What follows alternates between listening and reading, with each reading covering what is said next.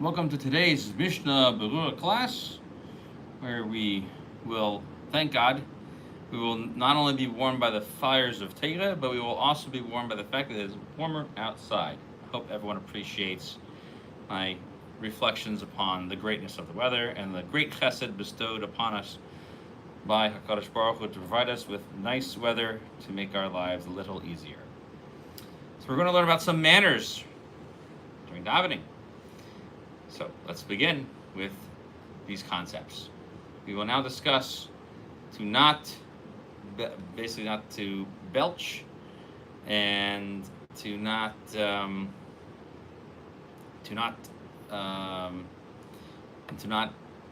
one is to belch, and one is to basically to yawn. So I guess that's another way to kind of look at it. It's not necessarily just yawning, but so the first halacha is like this. It's let's just go through it. So we are told lo yigahek, lo yifahek. These are two things not to do. So the first thing that you shouldn't do is you should not which is to bring out from his body to his mouth, to blow things out from it's within inside your body. Okay, so the Yiddish word is the old Latin word for this, quoted by the Shulchan Aruch, is rioter. Okay, actually this might actually be rioter. I'm not sure if it's a French word or if it's a Yiddish word. It's not definitely rioter. Is not written like a Yiddish word. So this probably French. Retire, yeah, retire would be the retire. And so that would not make right. That's not a Yiddish word. So what is this?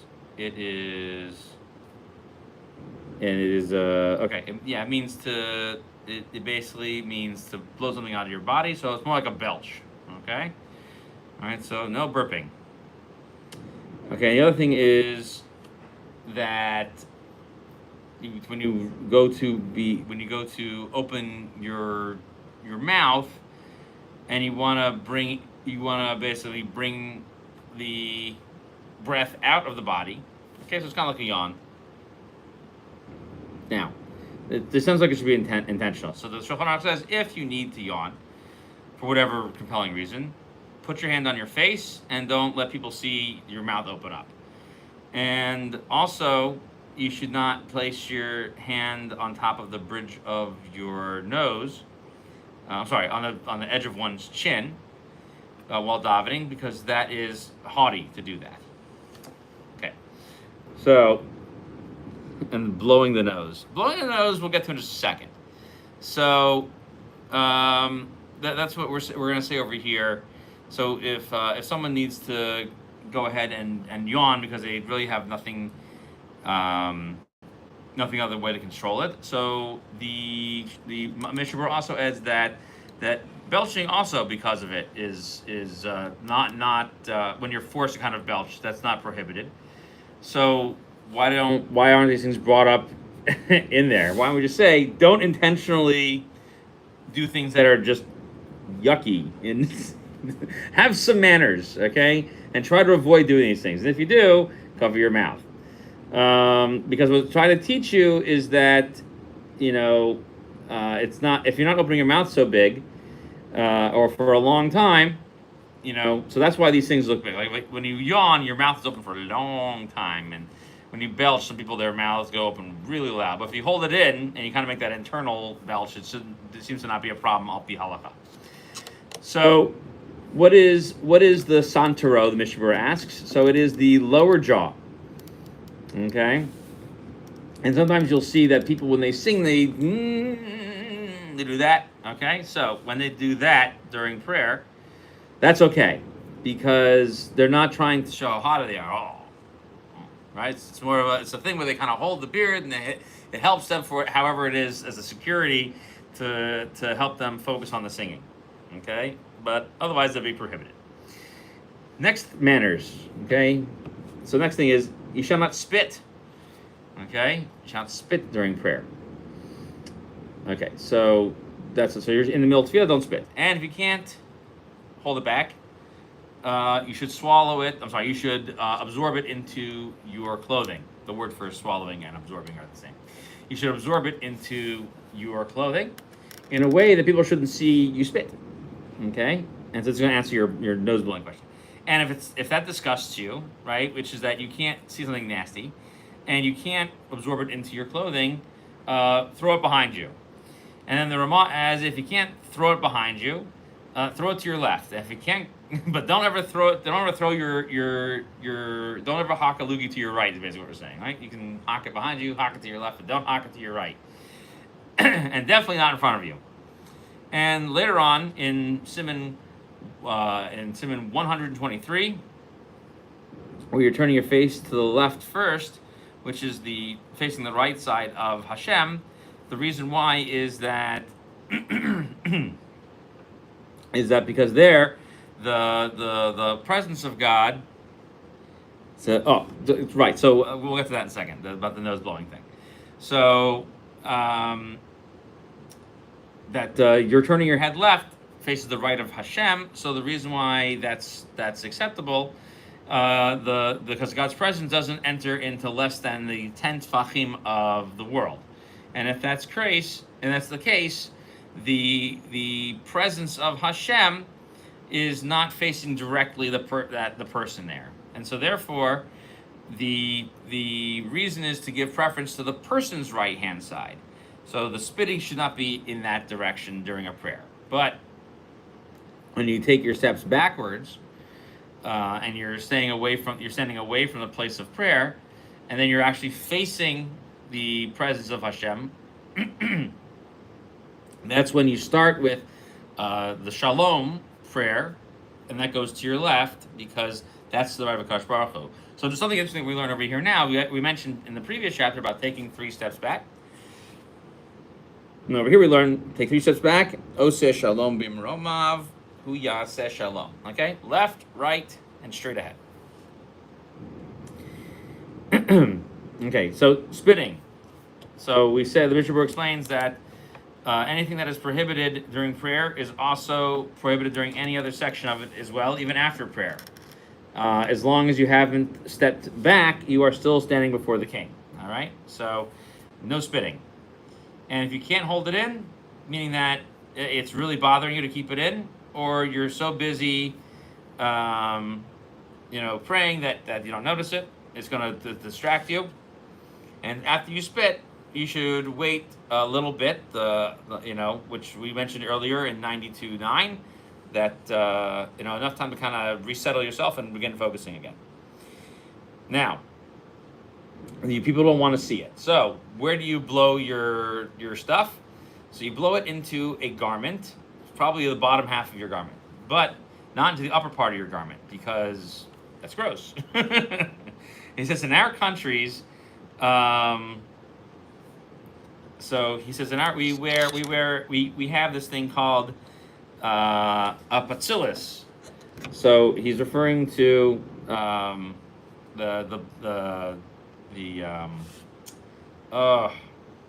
forget what this is. All right, we wear this upper garment, and so it's a kerchief, the patzilis. It's this thing, the pocket kerchief. So he says that even though the thing that you're expectorating is seen, is permitted because it's meant for this purpose, and it's not as gross as we think it is, and that's what other people say as well. But you have to wrap it up and make sure that no one can see it. So that's the answer to the nose blowing question. Okay. So the Ramah continues and says that you should not do it, and if you can't hold it in, if you can't, the Shulchan says if you can't hold it in, and you can't get it into a piece of clothing, you should spit behind you. And he said it's really why? Because it's gross to put it into your clothing, or you just can't keep it around in your mouth to swallow it, and the clothing is nice, So, and you're doing this because you need to move on in the prayer service. So you spit it behind you. So you turn your face around to the back of you, and you spit it back, or you spit it into your hand behind you. It's like so. Okay, but not up. Okay, and in front of you is wrong because obviously because we said before Hashem is standing before you. It's like spitting in front of the king.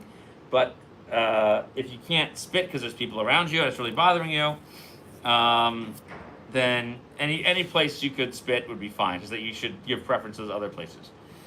So in explaining the reasoning by the Ramah, the Mishnah Berurah says the following: so that other authorities give a different reason, because when you're spitting, the presence of Hashem will depart, and we said that earlier in Siman Gimel, right in chapter 3. You should wear your nice clothing, and so that's the idea is that when you're not covered in your nice clothing, the Shekhinah is going to depart from you. Okay, so therefore, we follow the right and left of the person when we're talking about doing something that is, when you're getting dressed, we talk about putting your left on first and your right on first, right? And you should be dressed appropriately. But later on in Kuf Chav Gimel, that was mentioned in 123, when you're talking about when you're doing your bows, then you're going to follow the right-hand side of the presence of Hashem, which is going to be your left, which is the Shekhinah's right, and your right, which is the Shekhinah's left. Okay, why? Because you're facing the Shekhinah, we say, which is to say that therefore all of your intention during these bowings is to bow before the presence of Hashem, and the presence of Hashem is right above you. Okay, meaning within the 10 tefachim. So when you step back, you'll see it there. Okay. Halacha Gimel. Okay. Now, if you get a bite from a small insect, like a louse, so if you feel it, you can search for it in the middle of prayer and then take it away, in order that it doesn't continue to bother you. But you should not try to take it off with your hand. Okay? So you should shake your garments to get it off. Okay? And the Ramah adds is only during prayer itself, but not during prayer, not during Shemona Esrei. You could take it and throw it with your hands into the I think it's the basic Knesset. Let me see, because it's in the synagogue, basic Knesset. So it's just says Beis Hey, which should be basic Kiseh. But you can the whole Chiddush is said that you can take it off in there, and we said this earlier in Siman Daled Sif Yud Ches, okay, in Orach Chaim 4:18. Now, what does it mean to take it with your hand? So you're making your hands dirty. That's what we said earlier. We pick lice from your body that makes your hands dirty. That's why you can't do it in the middle of prayer. So when you take it with your hand during the prayer, the Mishnah Berurah says if you did that, then you have to rub your hands somewhere else because you touched something gross. Okay, and we mentioned that earlier in Siman Sadi Beis about washing your hands before prayer. Okay, and so that's basically what we're saying over here. All right, halacha 4. If your talus falls down during prayer, we learned this earlier in halacha in Siman Ches. If your talus falls down during prayer while you're standing there, so you're allowed to grab it and put it back on. But if it completely falls down onto the floor, you're not allowed to go ahead and pick it up. Okay? So what does it mean? So as long as you catch it while it's falling, if most of it falls but part of it's still on you, you can pull it back off. But if it all falls, so it's like putting on a brand new talus. Okay? And if you went ahead and put it back on anyway, you don't have to restart your Shemona Esrei. Instead, finish from where you paused. Okay? Okay, and then what we learned earlier, according to the Mishnah Berurah, is that in chapter 8, halacha 15, is that you make another bracha when it falls all the way off. And we also learned there, too, that not everybody agrees with the Mishnah Berurah's psak over there. So, there's room to be lenient on it. But he holds to say that. We learned from other people that when it falls off, as long as you're wearing a talis katan, you don't have to repeat the blessing, even though it came off without any intention. Okay. Same thing. So it brings up the halakha here. An older person who has he has glasses on, okay, and they're kind of sliding down his nose, right? So he they're kind of loose on him. So you should actually try not to do this. So if your glasses are doing this during prayer, It's not really appropriate to do that. Okay, that's what Mishnah Berurah brings. So one thing I would point out is that if you are unable to read the Siddur, doing that would be appropriate. So, but they're holding that you should really tie it back at first because it must have been more common. They didn't have these little things over here, but nowadays there's room to be lenient. That's what I'm adding, not what the Mishnah Berurah says. Okay, the last thing over here is that it is an interruption to pick up the talis from the floor. Unless it's really bothering you to have your talis on the floor, and you can pick it back up and put it back on without making the bracha, and you can put it back on. But he also says to finish the bracha that you're in before picking it back up again. So even in here, it's possible to argue that you can pick it up. All right, so if you are carrying a load, halacha 5, and it's on your shoulders, and it's time to daven, and those who twirl their payot while in the prayer, I got to tell you something. I think that's hugely inappropriate too. It's Narishkeit. Yes, that would be hugely inappropriate. It's also inappropriate. We saw in the last thing, this stuff and all that. The shuckling is okay, but the this stuff that you see people do, they give excuses for that it's okay, but al pi halacha, it should not be okay. You should be contrite. Who does this in front of except for maybe the current presidency where he lets a lot of things go. I couldn't imagine people going up to the president. Maybe when Bill Clinton was in office too, people treated him that way also a little bit. It's a level of disrespect that seems to be becoming more and more common, especially amongst people who are contemporaries, political contemporaries. Could you imagine someone talking like this to a superior person, an elected official like that? They'd carry you away. Get out. Let's finish up so we can start the next thing. Let's see. Oh, yeah, we're finishing both today. We're doing 96, 97, 97, and 98. What were we doing? We're doing 96, 97. I have, what did I write down? 96, 97, 97, 98. I think I wrote down 97 and 98. Okay. All right, let's finish off. As you're carrying the load, okay, and the size of the load is on your shoulders, and it's time for prayer, and it's the amount you're carrying is less than 4 kabin. So a kabin is a like a bucket-sized thing, right? That's a kav. So, and you can let it kind of hang behind you and then pray, okay? However, if it's more than that, or more, then you should put it down because it's too distracting, is what we're going to learn. Okay, that's what it says. All right, that's 97. Let's do 98. So, 98 is saying you should pay attention when praying. Okay, that's what you should do. Pay attention. So, have good manners and pay attention. So, when you pray, Shulchan Aruch says, and this is 98:1, you should understand the explanation of the words. Okay, meaning the words that are expressing through your lips.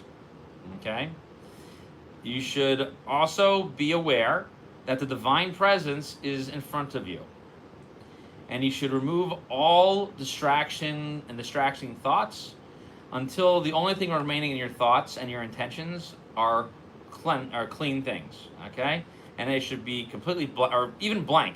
It's really the word is kavanah zacha, which is it should be clear, okay?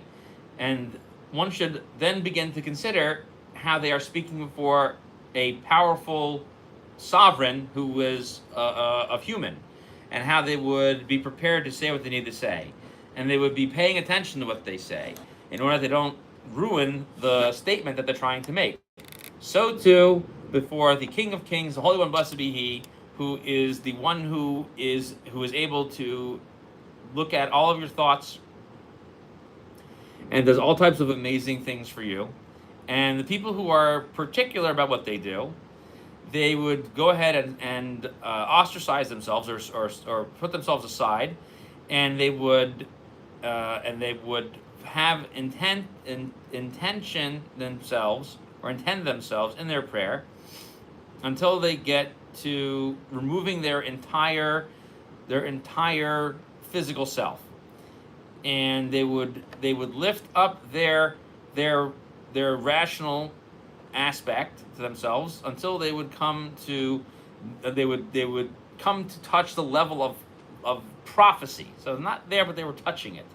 And if you have any of, and that's all I did. Now back to the original thing. If you get some weird thought in your prayer, you should pause and remove that thought from your prayer. And one should then only start about things that help to calm and depress the heart, to focus only on his Father in heaven, and do not think about things that make you feel some levity. That's the Shulchan Aruch. The Ramah adds that before prayer, one should recognize how high Hashem is in the sky and how low you are on the ground, and remove all types of desires from your heart. And it is inappropriate for a person to kiss their children, even their little children, in the shul, in order that they themselves should know that in the shul, the only love that's expressed in the shul is the love of the Holy One, blessed be He. Okay, that is the Shulchan Aruch and the Ramah. So pay attention. The Mishnah Berurah says you should look at the explanation of the words, and do not focus on all of those Kabbalah things that are in the Siddur. So just say the words and know what they mean. Okay, and that's really the secret thing about Hashem to know about, and know that by intending these things, what you're going to do is ruin your prayer by focusing on these other things. There's a tshuva of the Maharshal, which he says the following, that he said, he testifies about a Rebbe of his, that after he would learn Kabbalah, that he would pray like a 1-day-old child. Okay, so, and I don't know what that means. I've read this thing over quite a few times in my life. I still don't know what that means. So in the work Pnei Yoshua, he says that that these statements of the Shulchan Aruch is how you should focus. That's what it. So he says they say all of that. So don't get distracted by these Kabbalistic kavanot. That's what they're saying. Okay, if you get weird thoughts, just stop. So in another book that he writes that there's a way in which one can get rid of these negative thoughts during prayer. So he brings out a few things.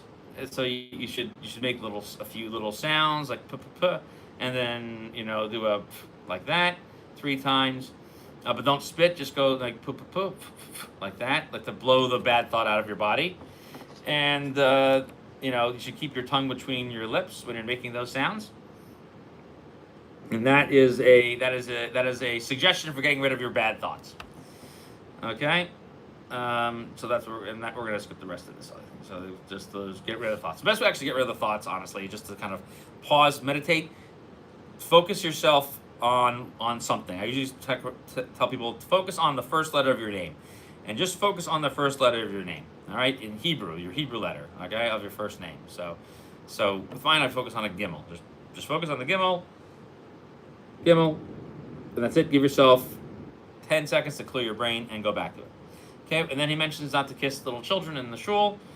And in general, the shla, Isaac Horowitz said, you shouldn't even bring kids to shul. Why? Because if they're not there to learn anything, they're just gonna run and play and make a big tumult, and it ruins the holiness of the shul. And people can't focus on their davening. And it says, and that will teach them they will never get away from this practice of not thinking shul is a good thing, and they're gonna stick with this behavior, thinking that shul is a place to not be serious. Okay, and so it said he would not let them run around and play. They'd have to come and sit. They have to answer amen to all the brachos and respond to the kaddish and answer the kedusha. That's what he says. Okay.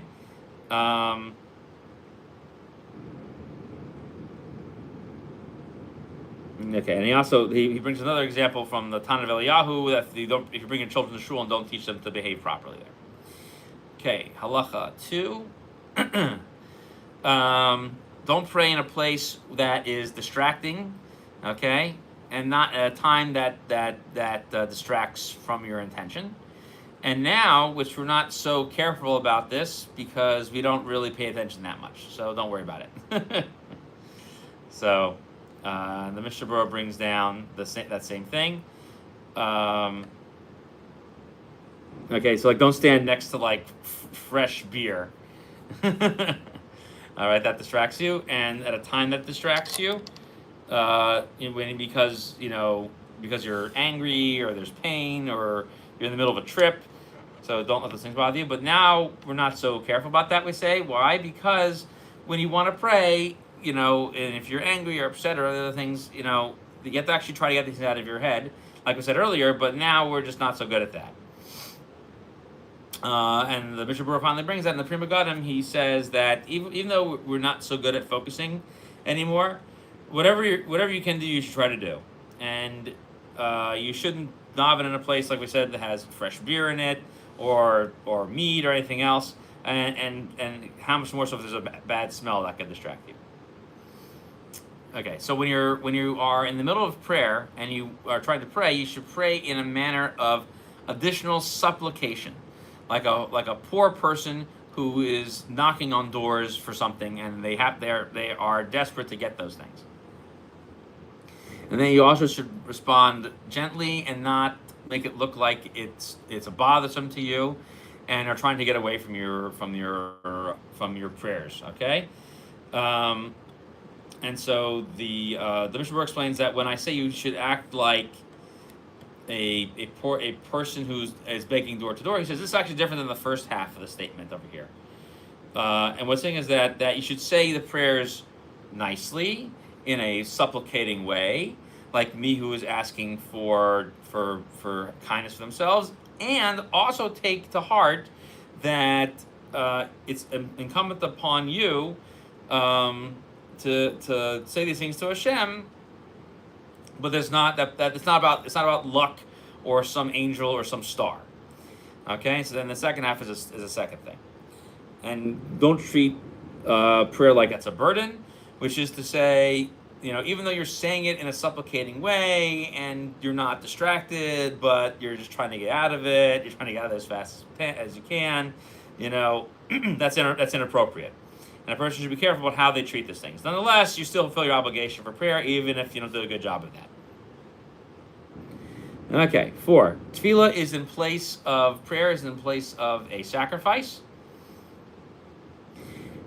Okay, and so when you say it, and therefore you should be careful that it should be given the proper respect to it and your intention to it as if it is a sacrifice. Okay, and you shouldn't try to think about other things about it. For example, things that would ruin a sacrifice itself. Okay, so it should feel like it's meant to be done in a proper way. So you shouldn't have any mixed in unrelated thoughts. So you have to act like you're standing in the Beis Hamikdash yourself, and in a proper place, just like they did with the korbanos back in the day. And you used to do a slaughter in a proper place, and you'd sprinkle the blood in the proper place, and that there should be nothing between you and the wall, which we mentioned earlier in Orach Chaim in 90:21. And just like there is with the sacrifices, there's nothing in between bringing the sacrifice and pouring it into its proper vessel, because if you put something in between it, that would make it no good. And it's also appropriate that you should have nice garments on for prayer, okay? And they should be specific for prayer, just like the garments for the service in the temple, for the Kohanim, they had special garments. So not everybody can throw money away for this, but it's still good to have what you can have and have at least clean and have special things for that, okay? And so he actually says the thing you should have has special pants for prayer. What we do nowadays is have special jackets. So Mishnah Berurah explains what does it mean between you and the wall. So he also says the ground. So So one of the Achronim asked the question, that you should actually between you and the ground too. So which means that you shouldn't be above, 9 inches from the ground. So some people say you shouldn't be too far into the ground. Okay. Okay, and so therefore, you should be standing on the ground appropriately. And you should be wearing shoes, but you shouldn't be standing on top of something else, except on Yom Kippur when you can stand on something that'll break up all the standing. Okay, but you can't stand like in a low area. Last halacha, and then we are done for today. A person should that somehow that the Holy One, blessed be He, is requesting, is going to that you should fulfill my request, and because I'm doing a good job. Meaning, this is not tit for tat. This is not immediate response. You should instead look at it like, well, if I do that, then maybe he's also going to look at my demerits, all the sins I've done. And the Ramah adds that through this, he's going to start looking through the book to say, maybe he thinks his marriage is so good. So rather, how should you approach it? So you should ask that Hashem, in His extensive kindness, should do these things, and say within yourself, who am I? This nothing thing, approaching the greatest force in the universe, the King of Kings, the Holy One, blessed be He.